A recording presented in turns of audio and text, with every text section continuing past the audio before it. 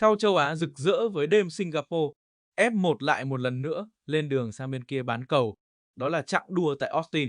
Giải Hoa Kỳ Grand Prix không chỉ là một điểm dừng kỹ thuật trong lịch thi đấu, mà nó còn là nơi thể hiện tinh thần của nước Mỹ rõ nét nhất. Nếu Miami là biểu tượng của sự hào nhoáng, Las Vegas đại diện cho ánh đèn xa hoa, thì Austin chính là trái tim đua xe của xứ cờ hoa, nơi tốc độ, kỹ thuật và truyền thống hòa quyện thành một bản giao hưởng hoàn hảo. Từ năm 2012, mùa giải đầu tiên của Austin, Lewis Hamilton đã khắc tên mình vào lịch sử với chiến thắng khai mạc. Khi ấy, hơn 117.000 khán giả đã có mặt trực tiếp trên khán đài để chứng kiến màn rượt đuổi nghẹt thở giữa Hamilton và Vettel, nơi mà Hamilton đã giành chiến thắng, mặc dù chiếc xe của anh yếu hơn. Từ đó, Austin gần như trở thành sân nhà của Hamilton, một đường đua mà anh luôn tỏa sáng. Austin đặc biệt vì nó được thiết kế như một bản phối tốc độ. Đường đua được lấy cảm hứng từ những góc cua trứ danh trên khắp thế giới, từ Silverstone, Suzuka cho đến Hockenheim. Một sự pha trộn tưởng chừng hỗn loạn nhưng lại tạo nên một đường đua hoàn hảo, nơi mỗi khúc cua đều ẩn chứa những cơ hội vượt mặt. Trong năm 2021, Verstappen và Hamilton đã trình diễn một màn đấu đỉnh cao, thứ nghệ thuật đua xe thuần túy mà khó ai sánh kịp. Cả hai tay đua bỏ xa phần còn lại gần 40 giây và dù Verstappen là người chiến thắng, nhưng nhiều khán giả đều đồng ý rằng cả hai đã chạm đến đỉnh cao của kỹ năng và sự bản lĩnh. Thật tiếc, ở thời điểm hiện tại, ta vẫn chưa thấy được cuộc đua tay đôi cùng đẳng cấp như thế giữa Piastri và Norris, dù họ cũng có tiềm năng.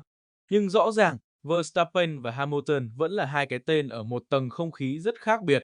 Trong năm 2022, dù gặp sự cố phanh, nhưng Verstappen vẫn kịp vượt Hamilton để cán đích đầu tiên.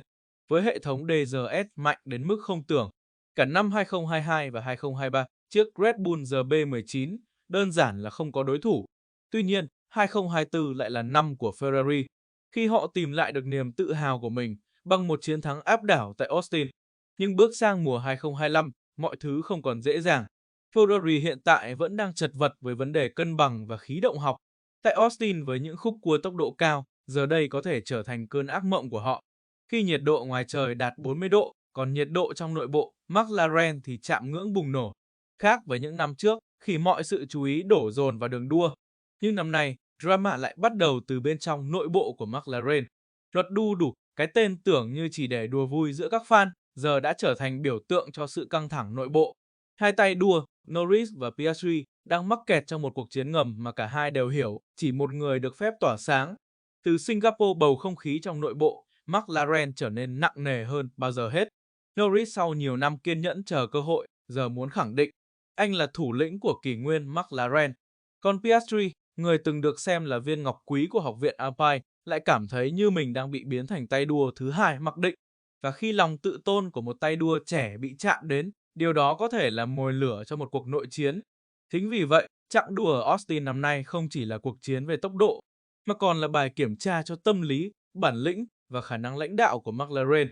Liệu họ có dám để hai tay đua tự do chiến đấu, hay sẽ tiếp tục giữ sự an toàn, đánh đổi tiềm năng chiến thắng để đổi lấy sự ổn định giả tạo? Theo góc nhìn của mình thì Piastri cần hiểu rằng sự vâng lời không mang lại chiến thắng. Trong thế giới F1 khắc nghiệt, cơ hội sẽ không đến lần thứ hai. Vì thế, nếu thấy khoảng trống, hãy lao vào. Nếu phát hiện khe hở, hãy tấn công. Norris cũng đã từng trải qua những khoảnh khắc như vậy. Nhưng anh không ngần ngại, không sợ thất bại và chính điều đó giúp anh tiến gần hơn đến chiến thắng đầu tiên của mùa giải. Và giờ Piastri cần có tinh thần đó, bởi chỉ có sự táo bạo mới khiến thế giới phải chú ý. Anh không thể mãi là người học việc hiền lành trong màu áo McLaren, nhất là khi bản thân có đủ tốc độ và kỹ năng để thách thức bất kỳ ai. Lịch sử sẽ không bao giờ ghi nhớ những người tuân lệnh, mà chỉ khắc tên những kẻ liều lĩnh, những người dám phá luật, dám tranh đấu và sẵn sàng chịu hậu quả vì một cơ hội vinh quang. Từ Senna, Schumacher, Hamilton hay chính Verstappen, tất cả họ đều có những khoảnh khắc cấm kỵ nhưng rất vĩ đại. Và nếu Piastri thật sự muốn thoát khỏi cái bóng của Norris, muốn chứng minh rằng anh không chỉ là người kế thừa tiềm năng, thì chặng đua tới chính là nơi anh phải làm điều đó. Một pha tấn công quyết đoán, một màn đua sòng phẳng. Chỉ cần một khoảnh khắc như thế, cục diện có thể thay đổi. Vì đôi khi, để trở thành huyền thoại, bạn phải sẵn sàng trở thành kẻ bị chỉ trích trước tiên. Còn với Verstappen thì mọi thứ lại là một chương khác. Anh không cần phải chứng minh điều gì nữa. Đây gần như là vương quốc riêng của anh. Từ chiến thắng đầu tiên ở đây năm 2021 đến các chặng đua áp đảo 2023 và 2024, thì Austin như được thiết kế dành riêng cho phong cách của anh. Đó là vào cua cực gắt, thoát cua sớm và tận dụng tối đa lực ép từ cánh sau của Red Bull. Sau giai đoạn đầu mùa 2025 có phần chệch choạc, khi McLaren và Ferrari đều có thời điểm vượt lên, thì giờ đây Red Bull đã lấy lại phong độ. Họ tìm ra lời giải cho vấn đề cân bằng ở tốc độ thấp và chiếc RB21 gần như hoàn hảo trong mọi điều kiện đường đua. Mục tiêu của Verstappen bây giờ không phải là đua để thắng, mà là đua để thống trị. Theo như mình dự đoán thứ hạng top 5 tay đua, thì P5 có lẽ sẽ thuộc về Lawson. Một lựa chọn tưởng chừng táo bạo nhưng hoàn toàn có cơ sở.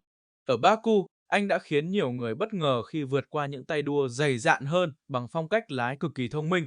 Với Racing Bull đang cải thiện khí động lực học và DRS hiệu quả hơn, thì Lawson có thể trở thành người hùng thầm lặng trong top 5. Vị trí P4 sẽ là Russell.